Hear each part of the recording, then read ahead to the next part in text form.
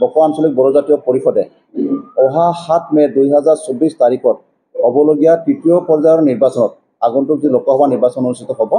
এই তৃতীয় পৰ্যায়ৰ নিৰ্বাচনত 5 নং গুৱাহাটী লোকসভা সমষ্টিত বিজেপি নেতৃত্বাধীন মিত্ৰ শক্তিৰ যি অমীহতীয়া প্ৰাৰ্থী শ্ৰীমতী বিজুলী কলিতা মেধিক সমৰ্থন কৰিবলৈ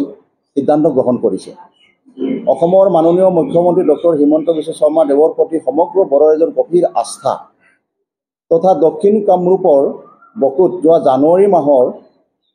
মাহত অনুষ্ঠিত হোৱা বড়ো সাহিত্য সভাৰ কেন্দ্ৰীয় অধিৱেশনলৈ আহি ঘোষিত কৰা মুক্ত দান লগতে বিটিআৰ প্ৰধান শ্ৰীযুত প্ৰমোদ বৰদেৱৰ আহ্বান আনহাতে বড়ো কছাৰী কল্যাণ স্বায়ত্তশাসিত পৰিষদৰ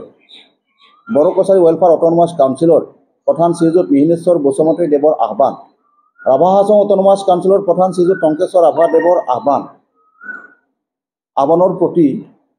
তথা বড়ো ছাত্ৰ সন্থাই জনোৱা আহ্বানৰ প্ৰতি গভীৰ সঁহাৰি জনাই আমাৰ দক্ষিণ কামৰূপৰ বড়ো জাতীয় সংগঠনসমূহে মিত্ৰ শক্তি অমীহতীয়া প্ৰাৰ্থী শ্ৰীমতী বিজুলী কলিতা মেধিক ভোট প্ৰদান কৰিবলৈ বড়ো ৰাইজক আহ্বান জনাইছে। বিজেপি দলৰ নেতৃত্বত কেন্দ্ৰত এখন সুস্থিৰ চৰকাৰ হোৱাটো আমিও বড়ো ৰাইজে দক্ষিণ কামৰূপৰ বিচাৰোঁ। গুৱাহাটী লোকসভা সমষ্টিত আমি উল্লেখ কৰিব পাৰোঁ যে প্ৰায় 1.5 লক্ষাধিক আমাৰ বড়ো ভোট আছে। গতিকে আমি সদায় চিন্তা কৰোঁ যে আমাৰ এই 1.5 লক্ষাধিক বড়ো ভোটেই নিশ্চয়কৈ নিৰ্ণায়কৰ ভূমিকা ল'ব পাৰে। তেনেকৈ ক্ষেত্ৰত আমি দক্ষিণ কামৰূপৰ লগতে গুৱাহাটী লোকসভা সমষ্টিৰ অন্তৰ্গত সমূহ বড়ো ভোটাৰ ৰাইজক শ্ৰীমতী বিজুলী কলিতা মেধিক মুক্ত মনে ব্যাপক ৰূপত ভোট প্ৰদান কৰিবলৈ আজিৰ সংবাদমেলৰ জৰিয়তে আমি আহ্বান জনাই এইখিনি আছিল